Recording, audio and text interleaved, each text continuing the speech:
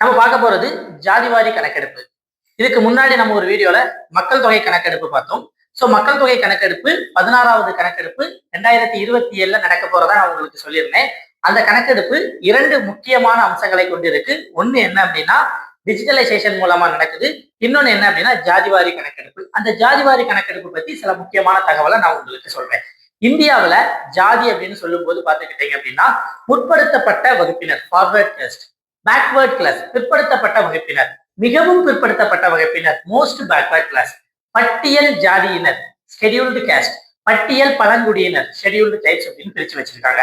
எப்பவுமே மக்கள் தொகை கணக்கெடுப்பு நடத்தப்படும் போது நான் உங்களுக்கு சொல்லியிருக்கேன், பட்டியல் இனத்தவர்கள் மற்றும் பட்டியல் பழங்குடியினரை பத்தினா எப்பவுமே அதுல முக்கிய தகவல்கள் இருக்கும். மத்திய ஜாதிகள் புறக்கணிக்கப்படும்.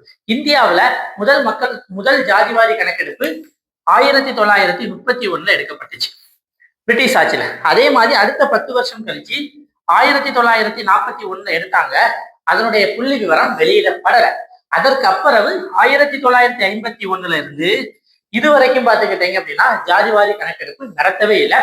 பட் 2020க்கு அப்புறம் பல மாநிலங்கள்ல இருந்து மத்திய அரசுக்கு அழுத்தம் போனதுனால மத்திய அரசு இந்த மக்கள் தொகை 16வது மக்கள் தொகை கணக்கெடுப்பை ஜாதி வாரியாக நடத்துவதா பாராளுமன்றத்துல உறுதி கொடுத்திருக்காங்க. அதன்படி 2027ல நடக்க போகுது. அதை விட மிக முக்கியமா நாம தெரிஞ்சுக்கிட்டு வேண்டிய ஒரு தகவல் என்ன அப்படின்னா இந்தியாவுல எல்லா ஜாதிகளையும் கணக்கெடுத்த முதல் மாநிலம் யார் அப்படின்னா பீகார். இந்த பீகாரை தொடர்ந்து 2வதாக கர்நாடகா,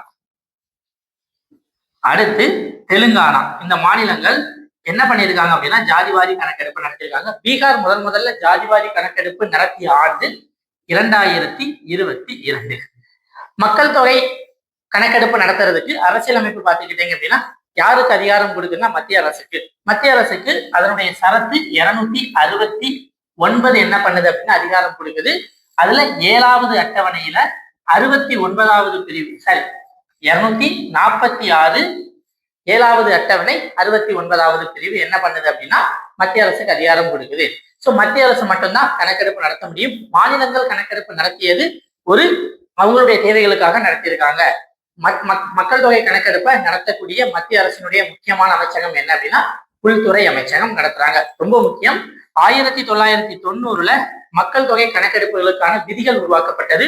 1948ல மக்கள் தொகை கணக்கெடுப்பு சட்டம் கொண்டு வந்தாங்க. இந்த 2 அடிப்படையில ஒவ்வொரு 10 ஆண்டுகளுக்கும் ஒரு முறை மக்கள் தொகை கணக்கெடுப்பு நடத்தப்படுகிறது. இதன் மூலம் சமூக பொருளாதார மேம்பாட்டிற்கான பல்வேறு நலத்திட்டங்களை அரசுகள் கொண்டு வராங்க. தேங்க்யூ.